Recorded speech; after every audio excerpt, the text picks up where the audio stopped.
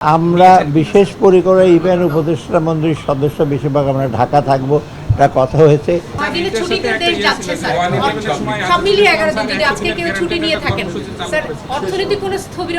না না না, করেছি আর একটা ইকোনমিক অ্যাফেয়ার্স G2G-তে আপনার 12টা প্রস্তাব। বিশেষ বিষয় হলো আমরা চাল আছে নন বাসমতি চাল আনার জন্য এবং সিদ্ধ চাল আনার। এখন বাজারে মোটামুটি আতপ চালের স্টকটা ভালো আছে, কিন্তু সিদ্ধ চালের জন্য ওটা দিয়েছি। আর বাকিগুলো সার, কতগুলো অর্থ সার ছিল, এলএনজি প্রস্তুত করেছি। আর কতগুলো কনস্ট্রাকশন, যেটা পুলিশের জন্য কতগুলো খুব মাল্টি স্টোরি বিল্ডিং পেন্ডিং ছিল, ওটা শেষ পর্যায়ে আমরা অনুমোদন করে হ্যান্ড ওভার করা হবে স্বরাষ্ট্রমন্ত্রী। যেটা হবে একটা ঢাকাতে হবে, আর একটা ফায়ার সার্ভিস হেডকোয়ার্টার, এটা অনেক দিন যাবত পেন্ডিং ছিল, সেটাও আপনারা শুনে আশ্চর্য হবেন। 6 বছর লেগেছে দরপত্র মূল্যায়ন করতে।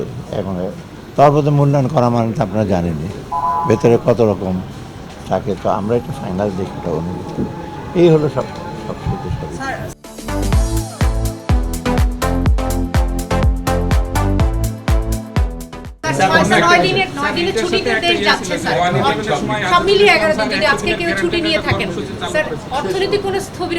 না না না, আমি সব আমরা বিশেষ পরিকরে ইভেন উপদেষ্টা মন্ত্রীর সদস্য বেশিরভাগ আমরা ঢাকা থাকবো, এটা কথা হয়েছে।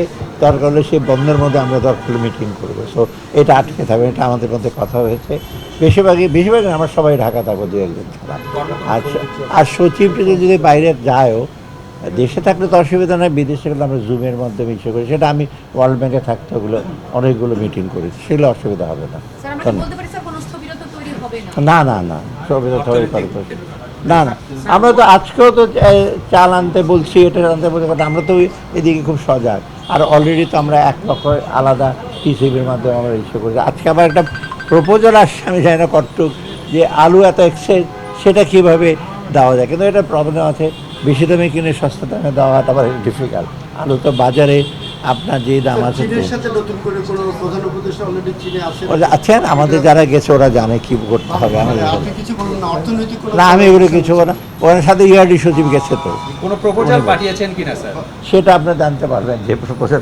কিন্তু স্যার, যারা ঢাকা ছেড়ে যাবে, বাসা ফাঁকা রেখে চুরি ডাকাতি, না এইটা ল অ্যান্ড অর্ডার, এটা তো স্বরাষ্ট্র মন্ত্রণালয়। আপনিও কনসার্ন? ঢাকা না, না আমি কনসার্ন না।